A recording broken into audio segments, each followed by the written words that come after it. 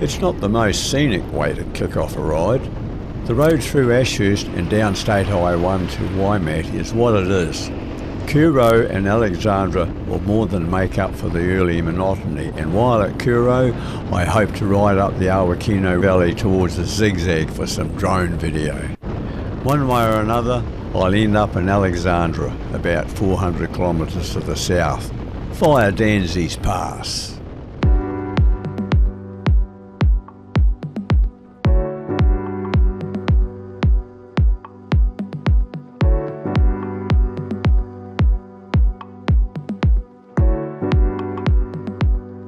Well, this is my first break. I think that's the valley we go up to the saddle, so the cloud's really low down.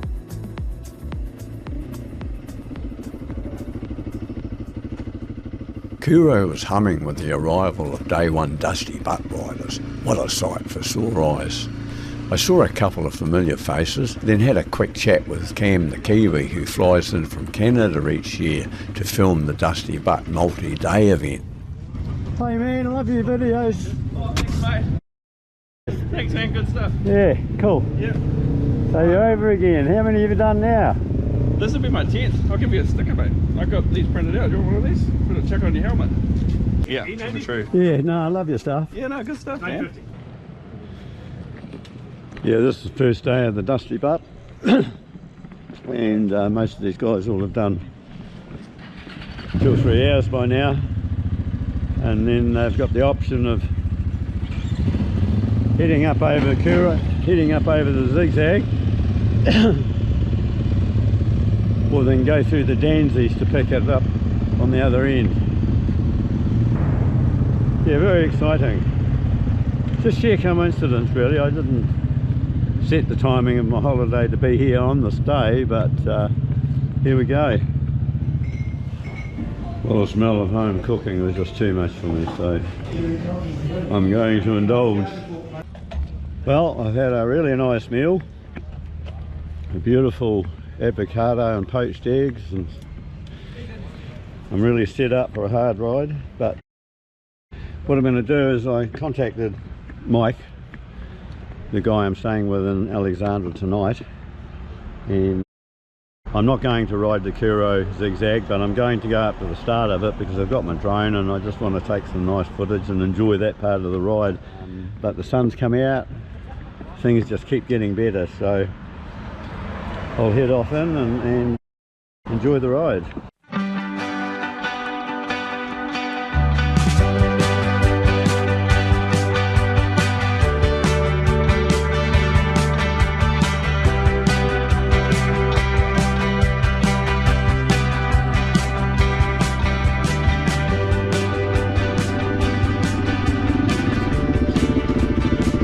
I'm not being nosy, you're alright? Yeah, oh, hello.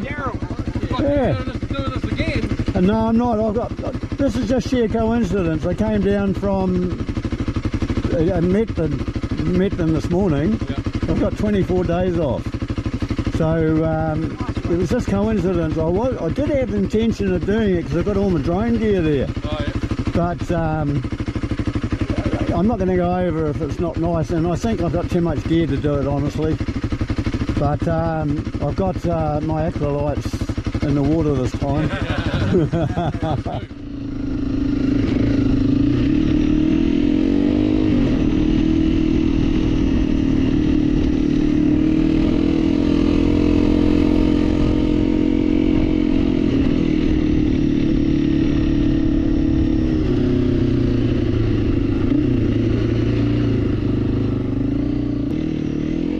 This gate gives access up the Awakino Valley, and for sure, big things have little beginnings. The first time I headed up the valley across the Awakino Saddle was one heck of a buzz. Awakino Saddle gives so many options, and in my opinion, the ultimate riding. I won't spend too much time videoing up towards the saddle because episode 48 is dedicated to the 2024 Dusty Butt ride and has much more detail.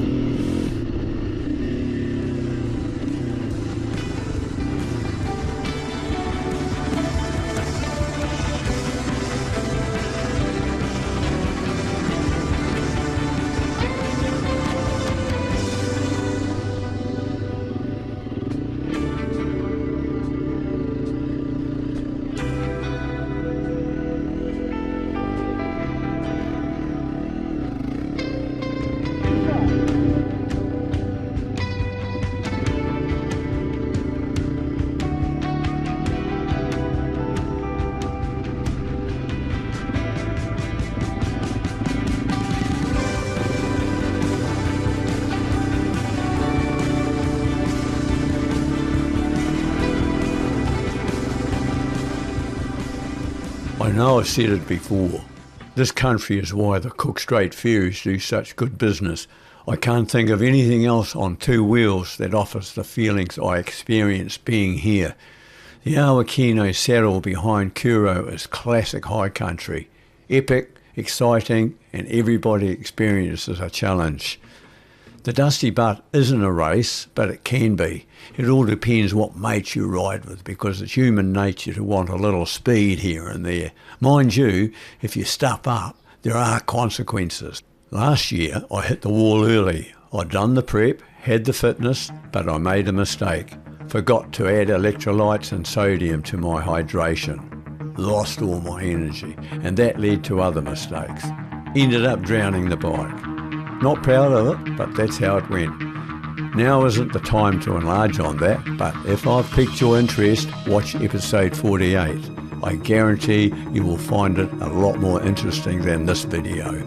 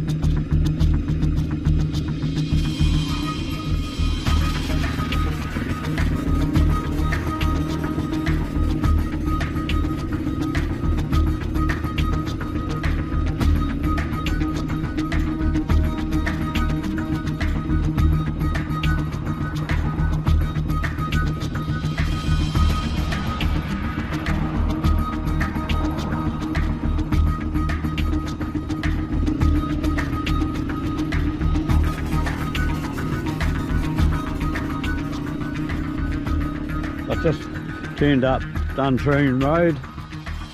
It's about 22k south of, or east of Kurow.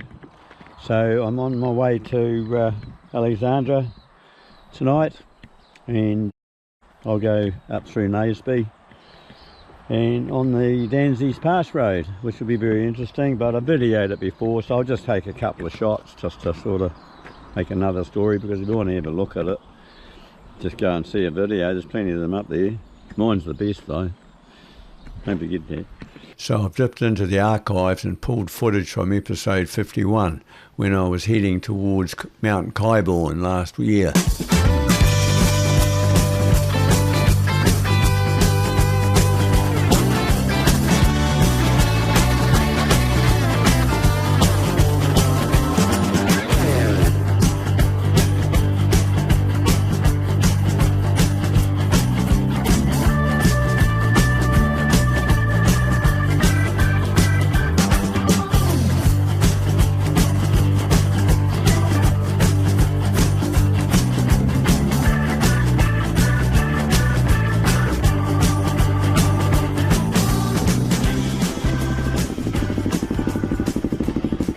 Danseys Pass and a broken exhaust. Just before the pass, the exhaust system decided to take a holiday. That meant the final 114 kilometres to Mike's place in Alexandra were, let's say, acoustically adventurous. You'll meet Mike again in 2 days, day 9, when we tackle the Old Man Range. Freshly repaired exhaust and all, thanks to a pit stop in Cromwell on day 8.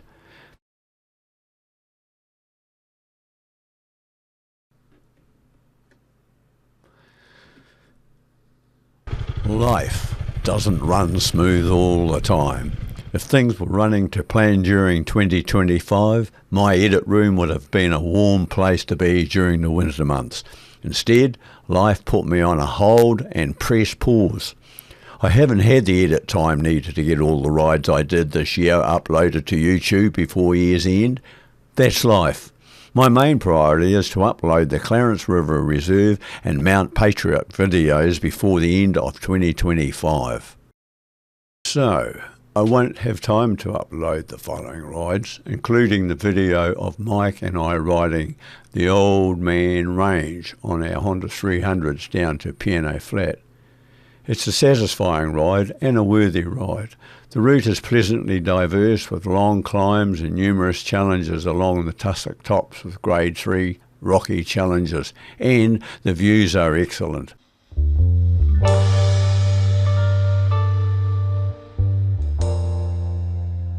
There's a steep dirt track, deeply rutted, that can make riding more interesting when dropping down to stunning native bush.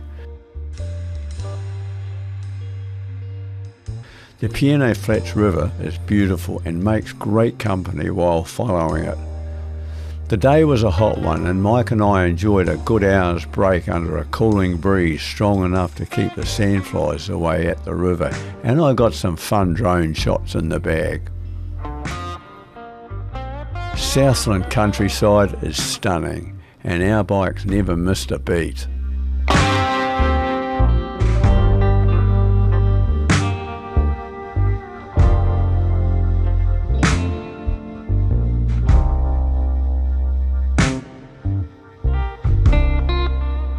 Skipper's Canyon was to be my next video upload, and getting there from Alexandra through Cromwell on a hot summer's day was a super ride. From Cromwell, the Kurow Gorge and Roaring Meg were very touristy. The remarkable mountain range made a great backdrop to my intro before entering Skipper's Canyon Road.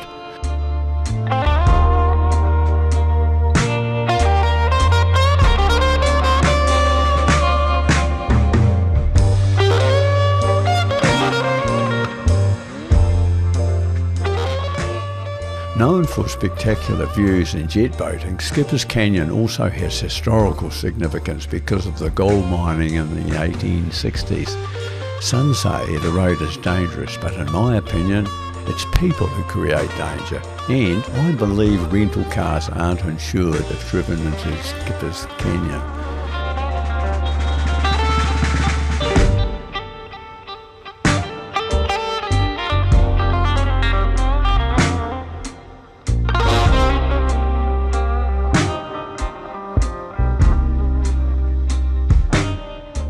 I drove a panel van across this bridge many years ago and watched the bungee jumping, which was breathtaking.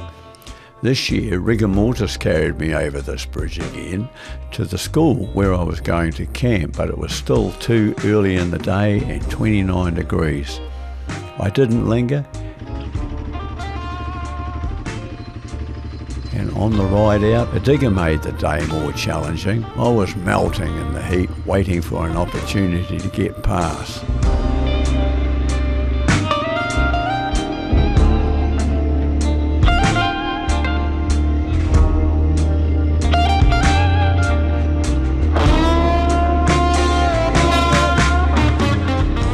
Crossing the Crown Range on a motorcycle to Wanaka, always a buzz, and brought home the old adage, it's better to ride a slow bike fast than a fast bike slow. Unfortunately, due to a multi-day triathlon, the Wanaka Mount Aspiring Road to Glendhu Bay and Mount Aspiring National Park was closed, so that never happened. Episode 17, I rode into Mount Aspiring National Park. I'll leave a link below.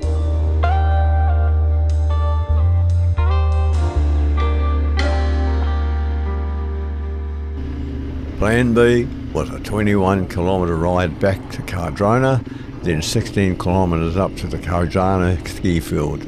It's strictly tourist stuff, but will satisfy a curiosity I have harboured for a few years. Gosh, there's a lot going on. I watched a YouTube video of this, all the runs and the people doing it. It's phenomenal, it's world class. See, all the ski toes are all working. See? From there, all the way out there, that's a long way. A lot to look at. There's another ski toe there, looks like a beginner's course or something. Another one up there, another one there. Whew, what a complex. Maybe I'll take up skiing in my next life. Meantime, Monica is a hub of activity with the triathlon in full swing. With an extra 5,000 folks in town, I was lucky I scored a tent site. Everything is completely booked out.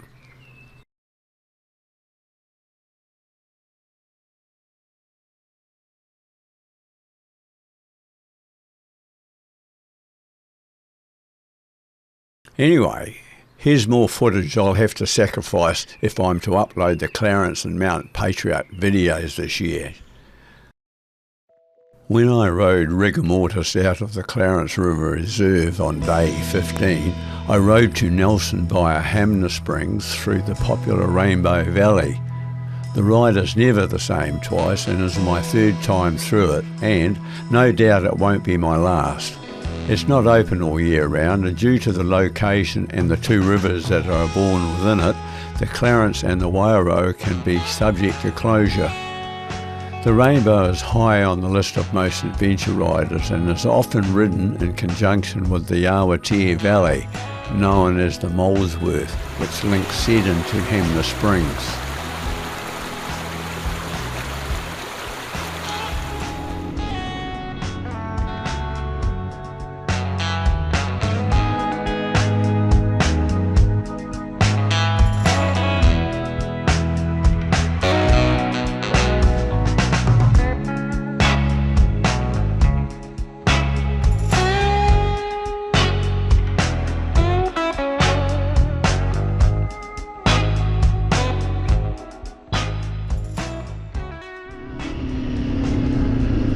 Are you okay? You're a bloody legend, look at you. You're amazing. Big things come in little packages, eh?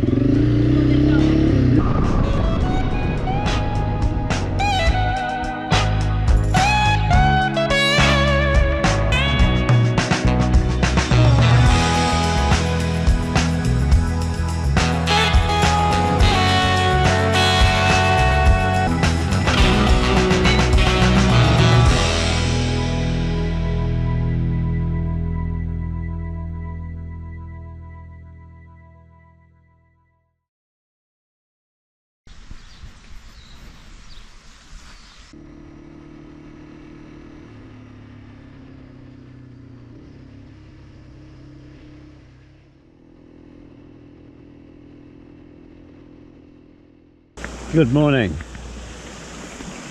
I'm rather excited about today. It's not a hard ride. It used to be challenging. I took it on the Ep61 a couple of years ago. But we're going to go over the Maungatapu track. On day 17 I departed Nelson's Maungatapu Valley motor camp and continued for 10 kilometres up the valley to Nelson's old Maungatapu reservoir, which used to supply Nelson's water and is the start of the Maungatapu track.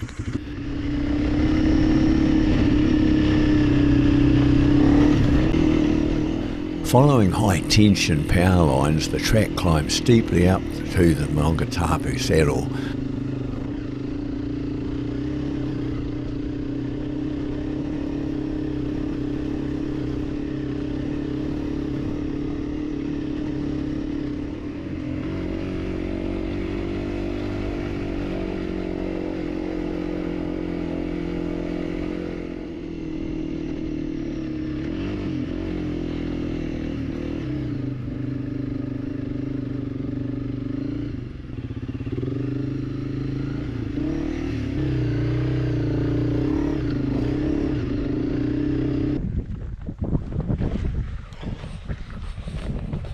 Oh, that was a tight squeeze. I was hoping I wouldn't have to take the gear off. That slippery rock was the problem, but we got through all right. That's a lot of gear on there, but most of it's in forward of the back axle, big percentage of it. And I've tried all the luggage, and I personally think Reckless 80 is the best. It's holds the harness in the pouch. You can pull it in tight there. I've got the old footrests. I've got a bolt through there, and look, no movement at all. So I've been very pleased with the way the bike handled. I've got the Rod Taylor from New Plymouth. He did a great job. I set it up for this weight because that's the majority of my riding. I was just changing batteries when these two guys come howling up, and this big tall streak Johnny and Matt. G'day. I think Johnny took about 4 seconds to come through that gap, but he's, you know, he's got good legs on him. So they're up for the day, and they're just going to go down the other side and then come back up. Now that's a good ride, especially when you've got no weight. So well done, guys. Got to have a swim in there as well. Yeah. Beautiful spot. So check out the video and I'll make sure you're on it. Awesome. Cool. Thank you. All the best.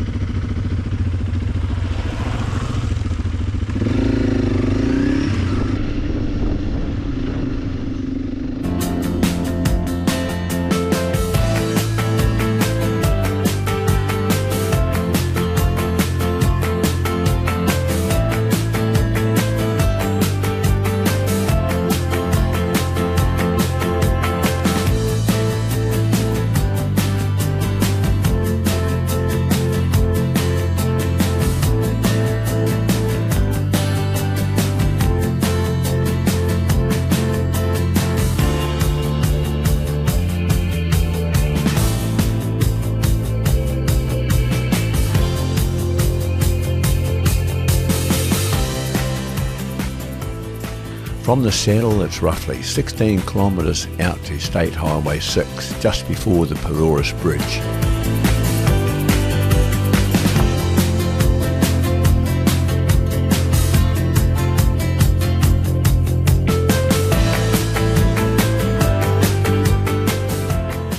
Looks like that rain's gone through from where I came out over there, came across there. So I'm going the pretty way to Picton, following the coast. By the time you see this video, I'll be editing my adventure into the exciting and epic Clarence River Reserve, which shouldn't be too far away from uploading. And hopefully the Mount Patriot video in the Waimate Valley will follow soon after. If I don't get another charge before Christmas, I would like to thank you all for your support, and I wish you have an awesome Christmas break. May the force be with you and stay safe.